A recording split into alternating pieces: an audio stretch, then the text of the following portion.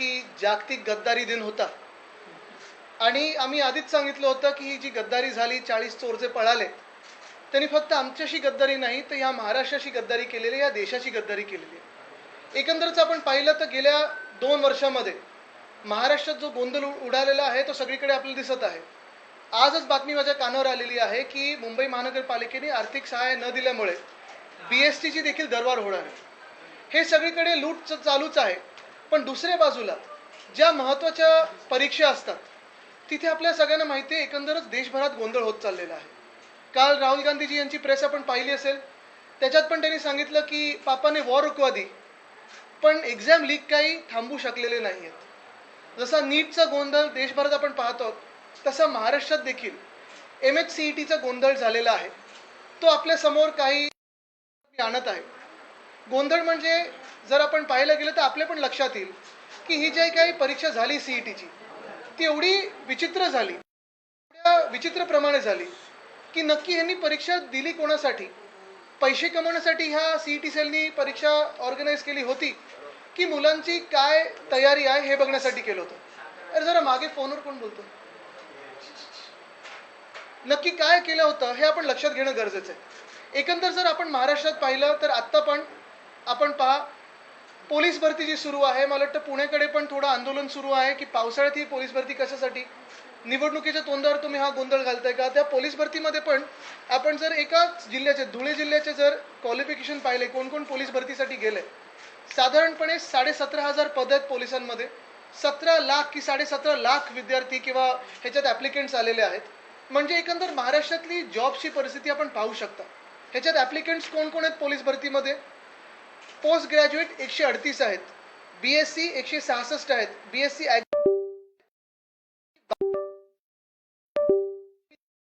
3 आहेत, BSW 8 आहेत, BA 526 आहेत, B फार्माचे साधारणपणे 10 आहेत, BCOMचे 80 आहेत.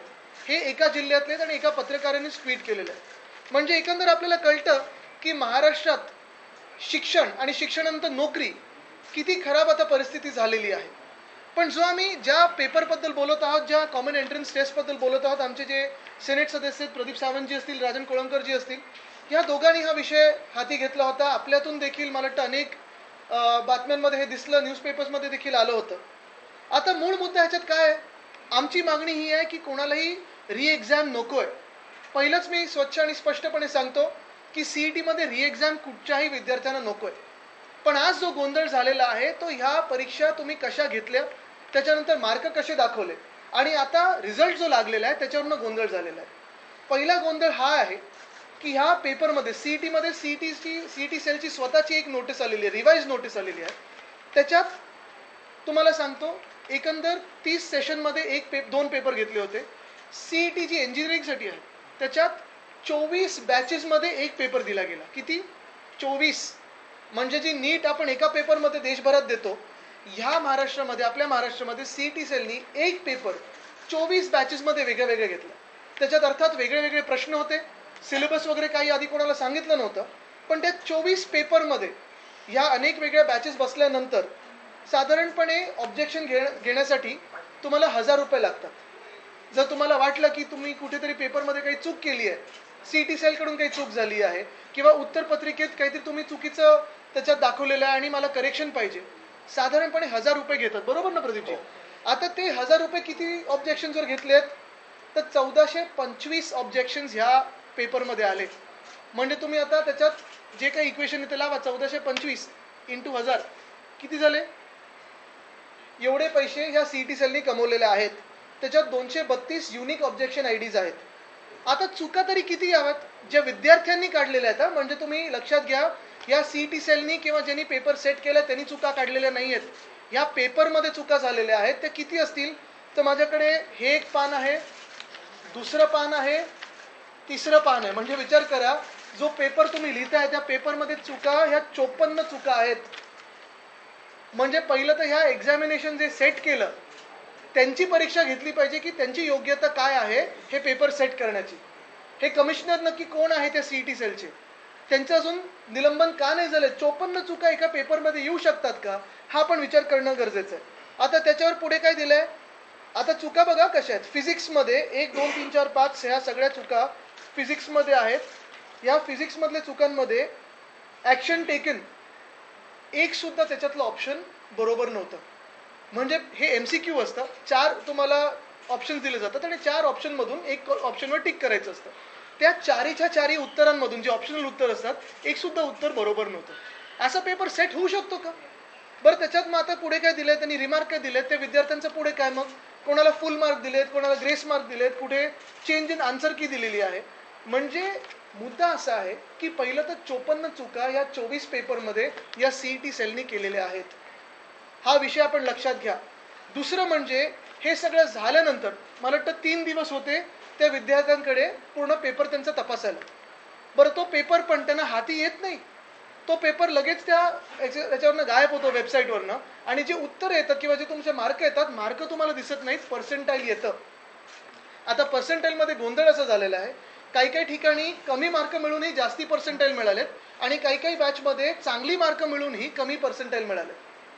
आमचा पहिला सवाल ह्या CET सेलला हाच आहे की तुम्ही हे जे पर्सेंटाईल ठरवलेलं आहे ते कसं ठरवलेलं आहे, काय गणित बसवले तुम्ही हे पर्सेंटाईल ठरवण्यासाठी, कारण ह्या पर्सेंटाईलवरनं तुम्हाला ॲडमिशन पुढची मिळणार आहे.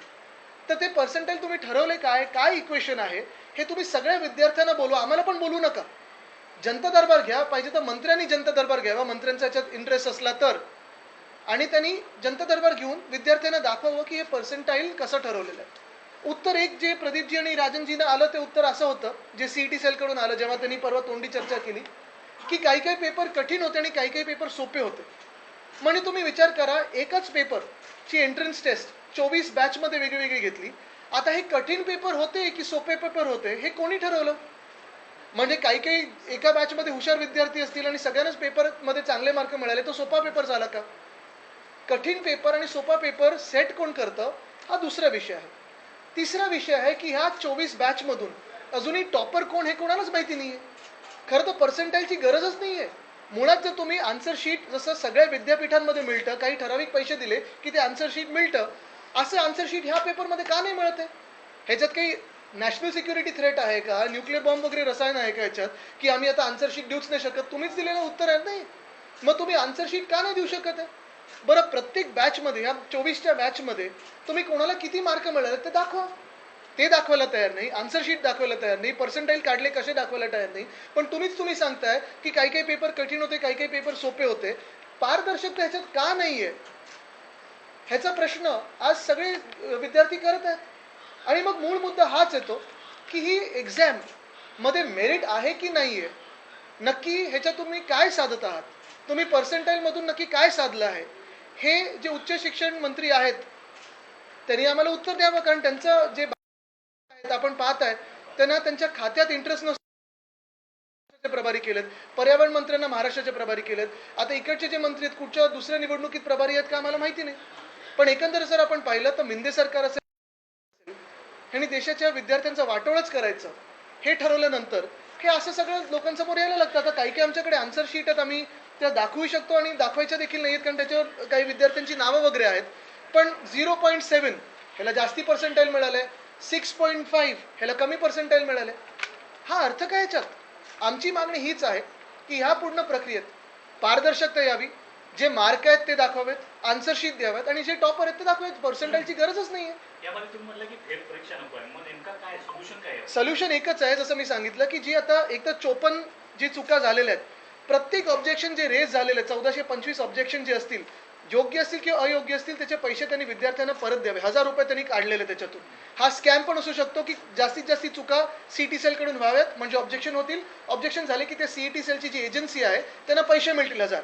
आता तुम्ही बघा ना, 1425 चुका आणि इंटू 1000 केलं तर किती पैसे होतात? आता हा एक विषय झाला. दुसरं सोल्युशन हे आहे की प्रत्येक पेपरचं तुम्ही मार्क जाहीर करा ना, आन्सर शीट द्या तुम्ही. जर विद्यार्थ्यांसाठी 3 दिवस तुम्ही ओपन ठेवली होती आन्सर शीट, मग कोणी स्क्रीनशॉट काढला तर त्याच्यावरही त्यांनी ऑब्जेक्शन घेतले की तुम्ही स्क्रीनशॉट काढलाच कसा? काय नक्की तुम्हाला लपवायचा प्रयत्न आहे याच्यातून? तुम्ही म्हटलं की 24 वेगवेगळ्या बॅचमध्ये पुढच्या वर्षी एक बॅच झाली पाहिजे. मग एकच पेपर सगळ्यांना पुढच्या वर्षीपासून एक पेपर झाला पाहिजे आणि ते आम्ही आमचं सरकार आल्यानंतर करू. आमचं सरकार ह्या ऑक्टोबर नोव्हेंबरमध्ये बसल्यानंतर आम्ही करू.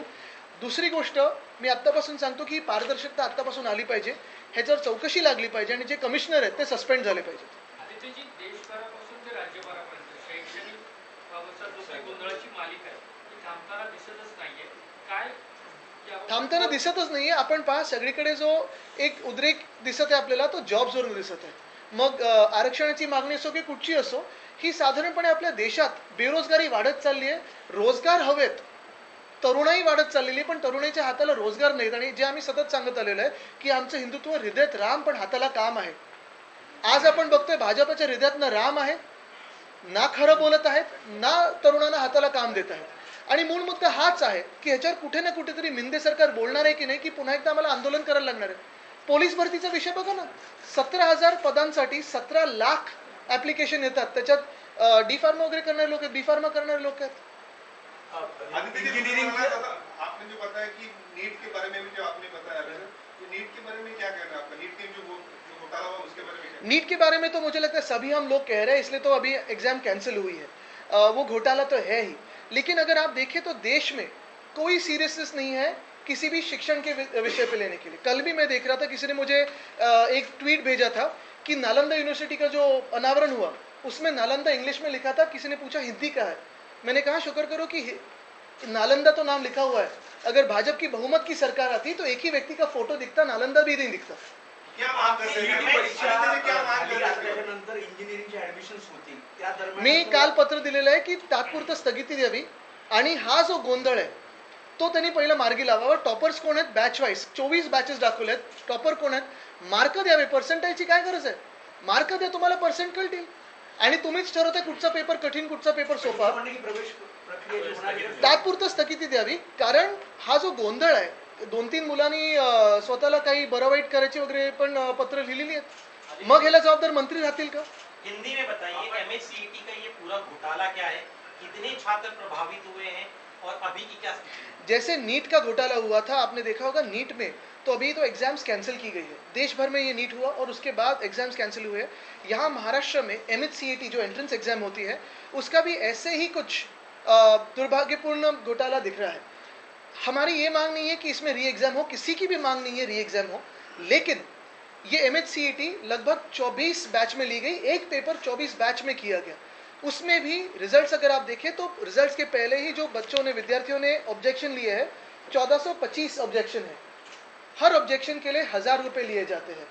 अगर आपने देखा होगा तो इस पेपर में इंग्लिश हो, फिजिक्स हो, केमिस्ट्री हो, मैथ्स हो, लगभग बायोलॉजी हो, 54 गलतियां हैं, मिस्टेक्स है, खामियां हैं इस पेपर में. और ये सब ग्रेस मार्क्स में दिए हैं उन्होंने. तो ये ग्रेस मार्क्स किसको मिले हैं? मिस्टेक्स किसने प्राप्त किए हैं? अगर आपने देखा होगा तो हमने ये भी मांग की है कि क्लैरिटी हो, सिर्फ परसेंटाइल में नहीं, तो मार्क्स किसको क्या मिले हैं, आंसर शीट मिले, आंसर शीट दिखाया जाए, पारदर्शिता हो. इसमें कौन सी ऐसी बड़ी बात है या नेशनल सिक्योरिटी की बात है कि इसमें पारदर्शिता नहीं है? बात यही है, हम सिर्फ यही मांग रहे हैं कि किसको कितने मार्क्स मिले, कौन टॉपर है, क्या मेरिट है, ये बताओ. अकाउंटेबिलिटी, चाहे पेपर लीक हो चाहे इस तरह का घोटाला हो, अकाउंटेबिलिटी कहीं भी सेट होती हुई नजर नहीं आ रही. आपकी क्या मांग है? अकाउंटेबिलिटी तो है ही नहीं. पेपर घोटाला हो या रेल का कोई एक्सीडेंट हो, कौन अकाउंटेबिलिटी दे रहा है देश में? पोलीस भरती सुद्धा पुढे ढकलत नो नो, नेट नॉट नीट. या पोलीस भरती सुद्धा पुढे ढकलावी अशी उमेदवारांची मागणी UGC होती. कारण ग्राउंड्स मध्ये चिखल झालाय, अशा परिस्थितीमध्ये त्यांना मला वाटतं पुण्याकडे आंदोलन पण झालेलं आहे. आणि आपण पाहत असाल पोलीस भरती पण ज्या परिस्थितीत होते, मग ते ईस्टर्न एक्सप्रेस हायवेला होते वगैरे, ही सगळी परिस्थिती एकदमच वाईट असते. कमीत कमी सुविधा दिल्या जातात त्या सगळ्या विद्यार्थ्यांना किंवा तरुण मुला-मुलींना. मुद्दा हाच आहे की त्या लोकांचं पण ऐकून घ्यावं. आहे नक्की एक मागणी आहे की आत्ताच भरती व्हावी, दुसरी मागणी आहे की पावसानंतर व्हावी. त्याच्यात योग्य तो मार्ग काढावा. पण तो पण विषय एवढा मोठा आहे. आपण पहा, 17.5 लाख ऍप्लिकेशन 17,000 पदांसाठी आलेले आहेत. आणि ह्याच्यातून नक्की किती लोकांची भरती घेणार आहेत, काय नक्की त्यांना पुढे पद मिळणार आहेत, ही सगळी स्पष्टता आहे. Not uniform. नीट मामले में आप net UGC net. Election commission असेल, सीईटी परीक्षा असेल, नीट परीक्षा असेल किंवा लोकसभेमध्ये जे काही मतदानाच्या वेळेला झालेला प्रकार असेल, असं नाही वाटत की आता रस्त्यावर उतरायची वेळ आली? नाही, पहिल्यांदा ह्या चुका पाहिल्यानंतर, 54 चुका पाहिल्यानंतर मला वाटलं इलेक्शन कमिशनने हा पेपर घेतलाय की काय. नीट मामले में एक सवाल है आपका. विद्यापीठाची सिनेट होती, त्यात नोंदणी करण्यात आली होती. हाई मुवमेंटला ती सिनेटची निवडणूक रद्द केली. आता विधान परिषदेच्या ज्या 4 निवडणुका होत्या त्याच्यामध्ये देखील नोंदणीचा घोळ आपल्याकडून आरोप. नोंदणीचा घोळ मोठा झालेला आहे. काल अनिल देसाई साहेब आणि अनिल परब साहेबांनी सीओ इलेक्शन कमिशनची भेट घेतली त्याच्यात देखील मला वाटतं 12,500 नावं कमी केली गेली ज्यांच्याकडे रिसीट आहे. म्हणजे ही सगळी निवडणूक सेटिंगनी चालली आहे का? अच्छा, जैसे नीट मामले में एक सवाल है मेरा, ये जो सब घोटाला उस बारे में आप क्या न्यायालयीन चौकसी की मांग नहीं? हम अभी सीईटी के बारे में बात कर रहे हैं. जो नेट का विषय तो कल राहुल जी ने लिया और वो देश भर में हुआ है. ये महाराष्ट्र सीईटी के बारे में, ये महाराष्ट्र सीईटी की जो हम मांग कर रहे हैं वो स्वच्छ है, स्पष्ट है. हम री एग्जाम की मांग नहीं कर रहे हैं. हम यही कह रहे हैं कि जो मार्क्स मिले हैं विद्यार्थियों को वो आप बताओ क्या कितने मार्क्स है, क्योंकि छुपाने में क्या मतलब रखता है. आपके खिलाफ वर्दी से चुनाव लड़ने की तैयारी करो, कह रहे हैं कि इस बार आप हारेंगे वर्दी से, माहिती का ठीक है, शर्ट पहन के. सामाजिक आंदोलन तुम्ही शेवटचं म्हणजे संपवताय वाटतं. सामाजिक आंदोलन सुरू आहेत. पण हाके यांनी देखील ओबीसी आरक्षणाचं आंदोलन सुरू केलं. शिवसेनेने या संदर्भात बघा, एक महत्त्वाची गोष्ट हीच मी आत्ता पण हाच विषय घेतला होता की आरक्षणाची पण जी मागणी आहे, महत्त्वाचं म्हणजे आज जरी कोणालाही दिलं तरी जॉब्स कुठे आहेत जो आज महाराष्ट्र सरकारने घोळ घातलेला आहे. पोलीस भरती असेल, मग त्याच्या आधी तलाठी भरतीचा विषय होता. 200 मार्काच्या पेपरमध्ये 214 मार्क मिळाले होते. पेपर फुटीचा विषय आहे. सगळे जे उद्योग आपल्या राज्यातून चाललेले आहेत, गुजरातला जर चुकून हे विधानसभा जिंकले तर आपलं मंत्रालय देखील नेतील गुजरातला. मुख्य गोष्ट ही आहे की आज सामाजिक तेढ एवढ्यासाठीच निर्माण होत आहे कारण सामान्य नागरिकाला आज जॉब्स मिळत नाहीत, हाताला काम नाही मिळत. पहिल्याच पावसात कडे गेलेत. अटल सेतूला नवी मुंबईकडे पहिल्याच पावसात कडे गेलेत. कसं पाहता, अजून 6 महिने सुद्धा झालेले नाहीत. मला वाटतं त्या सगळ्या विषयावर मी वेगळं सविस्तरपणे बोलेन कारण आज हा विषय विद्यार्थ्यांचा महत्त्वाचा आहे. आपण पाहिलं तर बिहार असेल, उत्तर प्रदेश असेल, हे जातीय राजकारणामुळे मागे राज्य राहिलेले आहे. आता महाराष्ट्रात देखील जातीय राजकारण पाहायला मिळतं. ओबीसी असेल, मराठा समाज असेल, महाराष्ट्राचा देखील जो प्रगती मार्ग आहे तो कुठेतरी अडथळा निर्माण होईल काय याच्या उत्तर फार टेम्पटिंग आहे पण आज मी देणार नाही कारण आज विषय विद्यार्थ्यांचा आहे. मुख्य गोष्ट ही आहे कारण आजपासून मला वाटतं ऍडमिशन प्रक्रिया सुरू झालेली आहे. आम्ही ह्याच्यात राज्यपालांची पण भेट घेणार आहोत कारण सरकारकडून काहीच अपेक्षा नाही. शेवटचे 3 महिने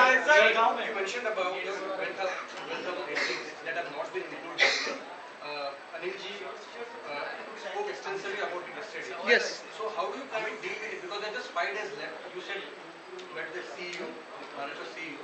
When the spite has left, how does that deal? Yes. They have, whatever has been brought to their notice, they have taken due note of it, and we have told them also that hardly 4-5 days are left.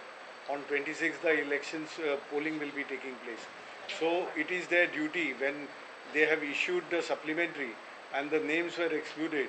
It is their duty to check, and if the exclusion was proper as far as their contention, then they have to explain it that this, because of this reason your form was rejected.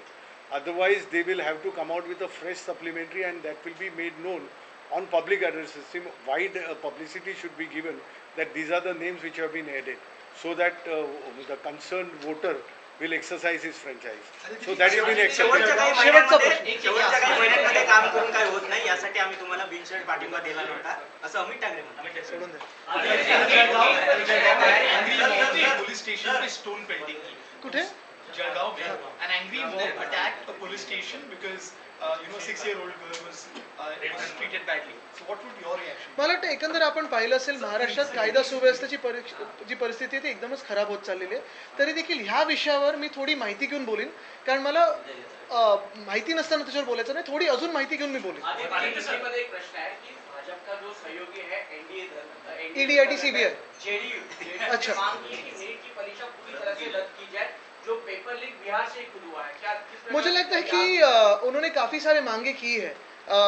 चुनाव के पहले जो मांगे की है उसके बाद भी जो मांगे की है वो तो है ही, लेकिन मैं सिर्फ उनसे यही कहूँगा जो अनुभव के बोल है, स्पीकर का पद जो है वो एक तो जदयू के पास रखिए ना तो टीडीपी के पास रखिए, नहीं तो आपको री इलेक्शन का भी मौका नहीं मिलेगा. आदित्य जी, नवी मुंबई से तस्वीर सामने आई है जहाँ पर एक बार फिर मराठी बनाम हिंदी की झड़प देखने मिली है. एमएनएस के कुछ कार्यकर्ता हैं जो दुकानदार को इसलिए पीट रहे हैं क्योंकि वो मराठी नहीं बोल रहा है. मुझे लगता है कि ये सारे विषय मैं बाद में लूंगा क्योंकि आज जो विषय है विद्यार्थियों का है, MHCET का विषय है. लाखों विद्यार्थी इसमें अफेक्टेड है और हम सरकार से जवाब अपेक्षित है हमें, क्योंकि ये एडमिशन प्रोसेस आज से शुरू होने जा रही है. रही बात कुछ सुपारी वाले पार्टियों की, उसमें मैं नहीं जाता क्योंकि वो हर चुनाव में जागरूक होते हैं और कुछ ना कुछ यहाँ वहाँ पब्लिसिटी स्टंट करते हैं, वोटों की बंटवारा करते हैं और फिर शांत हो जाते हैं.